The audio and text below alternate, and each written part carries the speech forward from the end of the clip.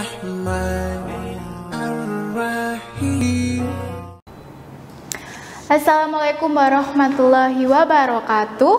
Halo anak-anakku yang solehah, bertemu lagi dengan Ustazah Halimah. Hari ini kita akan belajar tentang sejarah perkembangan bumi, nenek moyang bangsa Indonesia, dan juga usia purba di Indonesia. Jadi nak, sebelum kita belajar tentang sejarah perkembangan bumi, alangkah lebih baiknya kalian menonton video berikut ini. Selamat menonton.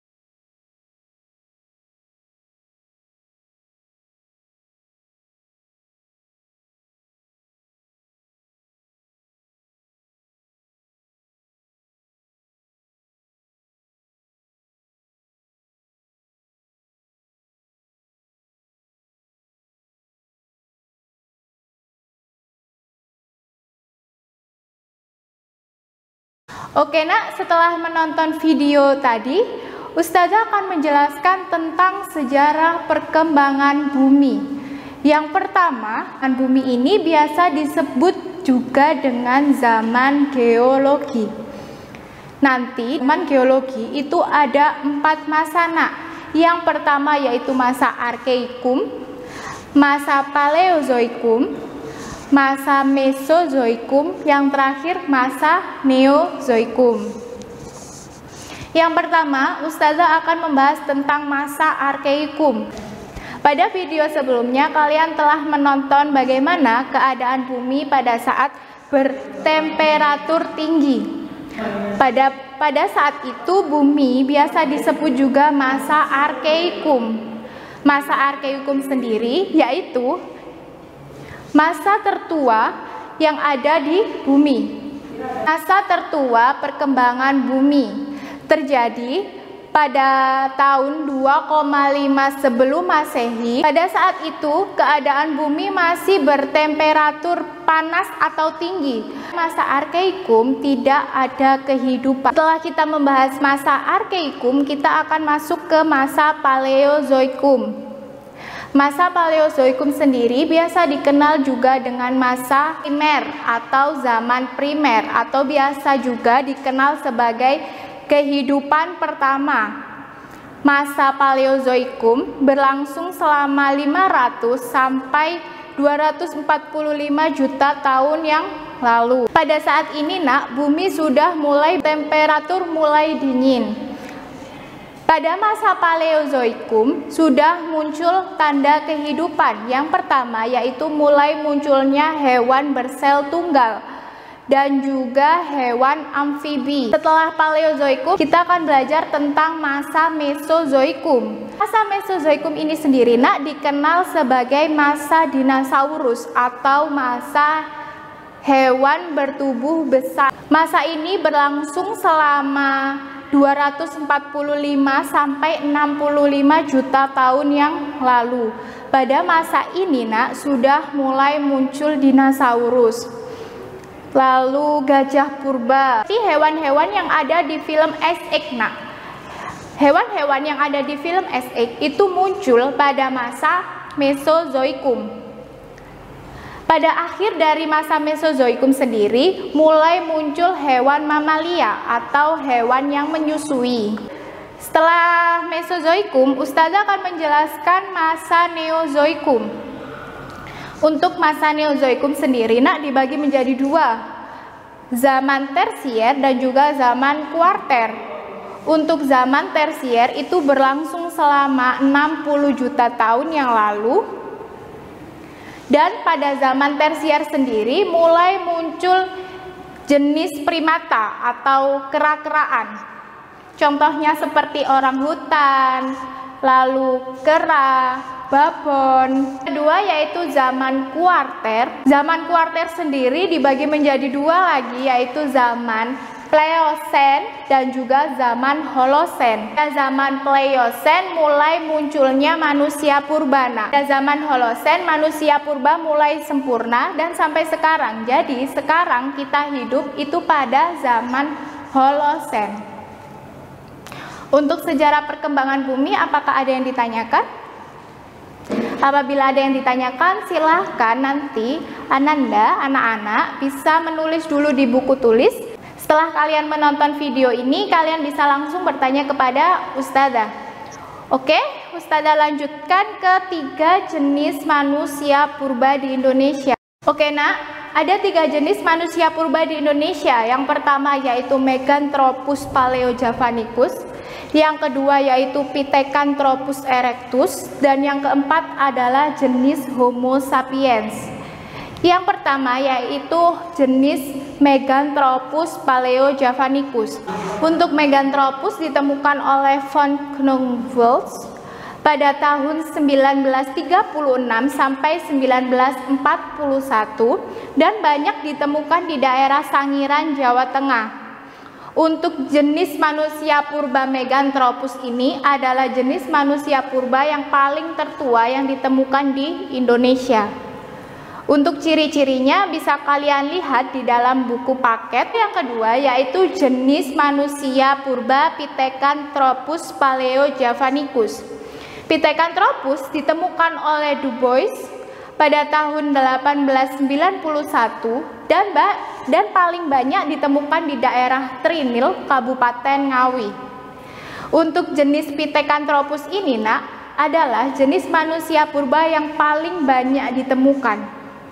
Jadi yang Meganthropus tadi adalah jenis manusia purba paling tua, Untuk Pithecanthropus yaitu jenis manusia purba yang paling banyak ditemukan. Yang ketiga yaitu jenis Homo sapiens. Untuk Homo sapiens sendiri ditemukan oleh Van Richthofen pada tahun 1889 di daerah campur darat Tulungagung. Untuk Homo sapiens sendiri itu ada 3 jenis lagi, yaitu Homo soloensis, Homo wajakensis, dan yang ketiga yaitu jenis Homo florensis. Untuk Homo soloensis, wajakensis, dan florensis biasa ditemukan sesuai namanya Jadi untuk Homo soloensis paling banyak ditemukan di daerah Solo, Homo wajakensis paling banyak ditemukan di daerah Wajak, dan yang terakhir yaitu Homo florensis banyak ditemukan di daerah Flores. Oke setelah kita belajar tentang sejarah perkembangan bumi dan juga sudah kita pelajari tentang jenis manusia purba di Indonesia, kita akan belajar tentang nenek moyang bangsa Indonesia. Untuk nenek moyang bangsa Indonesia ada beberapa teori menurut para ahli. Yang pertama yaitu Bapak Muhammad Ali mengatakan nenek moyang bangsa Indonesia itu berasal dari daerah Yunan, Cina Selatan. Dua, menurut Muns mengatakan bahwa bangsa Indonesia atau nenek moyang bangsa Indonesia itu berasal dari Mongol. Yang ketiga menurut Krum, nenek moyang bangsa Indonesia itu berasal dari daratan Cina Tengah dikarenakan terdapat sungai-sungai besar dan menyebar ke seluruh wilayah Indonesia pada tahun 2000 sebelum Masehi. Untuk teori yang terakhir yaitu teori Muhammad Yamin mengatakan bahwa nenek moyang bangsa Indonesia itu adalah orang Indonesia itu sendiri. Jadi kita sebagai orang Indonesia adalah nenek moyang bangsa kita sendiri. Selanjutnya yaitu penduduk asli Indonesia. Penduduk asli Indonesia menurut Sarasin Bersaudara mengatakan bahwa penduduk asli Indonesia itu adalah bangsa Veda. Bangsa Veda memiliki ciri-ciri berkulit gelap dan juga bertubuh kecil. Suku bangsa Veda ini membawa budaya perkakas batu dari Indonesia serta hidup di wilayah Indonesia pada masa Mesolitikum. Kita akan belajar tentang 3 teori kedatangan nenek moyang. Yang pertama yaitu teori Proto-Melayu yang masuk ke Indonesia pada tahun 1500 sebelum Masehi. Yang kedua yaitu Deutero-Melayu yang masuk ke Indonesia selama 500 sebelum Masehi. Yang ketiga yaitu Melanesoid. Berikut adalah peta persebaran dari nenek moyang Proto-Melayu dan juga Deutero-Melayu. Dapat dilihat ya untuk Proto-Melayu itu melewati 2 jalur, jalur atas dan juga jalur bawah, jalur utara dan juga jalur selatan. Untuk ras Deutero-Melayu hanya melewati jalur selatan ke arah tepian pantai-pantai sekitar Indonesia. Yang pertama kita akan membahas tentang ras Proto-Melayu. Ras Proto-Melayu ini berasal dari Yunan, Cina Selatan, dan membawa peradaban masa Neolitikum atau pada masa bercocok tanam. Jalur kedatangan ras Proto-Melayu yaitu melewati 2 jalur tadi jalur utara dan juga jalur selatan. Untuk jalur selatan, ras Proto-Melayu ini melewati Semenanjung Malaka, Sumatera, Kalimantan, dan berakhir di Pulau Jawa. Untuk jalur sebelah utara, Proto-Melayu sendiri melewati Vietnam, Filipina, Sulawesi, dan juga Irian. Dan bangsa Proto-Melayu ini bisa kalian temukan pada suku Dayak, lalu suku Toraja, suku Batak, dan juga suku Papua. Untuk ciri-ciri ras Proto-Melayu ini biasa dapat terlihat di fisiknya Contohnya seperti bermata sipit, berkulit sawo matang, rambut lurus, dan berbadan kecil. Kita akan mempelajari tentang ras Deutero-Melayu. Ras Deutero-Melayu sendiri ini ini berasal dari Dong Son, Vietnam Selatan. Biasanya ras Deutero Melayu ini akan dikenal sebagai kebudayaan Dong Son karena dia membawa kebudayaan dari daerah Dong Son. Deutero Melayu sendiri membawa peradaban pada masa perundagian, pada masa besi, perunggu, emas, perak, seperti itu. Kedatangan ras Deutero Melayu sendiri melewati satu jalur, yaitu dari jalur barat melewati daerah Cina, Thailand, Malaysia, dan berakhir di sepanjang pantai-pantai wilayah Indonesia. Untuk keturunan bangsa Deutero Melayu ini bisa kalian temukan di dalam suku Jawa, suku Sunda, suku Bugis, dan juga suku Minang. Untuk ciri-ciri dari Deutero Melayu sendiri hampir sama juga dengan Proto Melayu. Kita akan belajar tentang melanesoid. Melanesoid sendiri banyak tersebar di lautan Pasifik, di pulau yang letaknya sebelah timur Irian dan juga benua Australia. Melanesoid sendiri banyak ditemukan tinggal di daerah Papua Barat, Ambon, Maluku Utara, dan juga NTT. Melanesoid sendiri masuk ke Indonesia sekitar pada tahun 70.000 sebelum Masehi. Datang pada zaman es terakhir dan juga termasuk membawa peradaban masa Paleolitikum atau masa berburu dan meramu tingkat sederhana. Ciri-ciri ras melanesoid sendiri biasanya tubuh besar, berambut keriting, berkulit hitam, dan juga hidung mancung serta bibir sedikit menonjol. Itu merupakan ciri-ciri ras melanesoid. Kita pelajari hari ini yaitu sejarah perkembangan bumi, jenis manusia purba di Indonesia, dan juga nenek moyang bangsa Indonesia. Apakah ada yang ditanyakan? Kalau ada yang ditanyakan, silakan ditulis di buku tulis. Lalu setelah kita berjumpa lagi di Google Meet, silakan ditanyakan kepada Ustazah. Oke terima kasih untuk hari ini. Terima kasih sudah menonton. Mohon maaf kalau Ustazah ada salah kata ataupun perbuatan. Semoga kalian tetap sehat di rumah dan segera kembali ke Al-Mahira. Oke Ustazah tutup. Assalamualaikum warahmatullahi wabarakatuh. رب اجعلني مقيم الصلاة ومن ذريتي ربنا وتقبل دعاء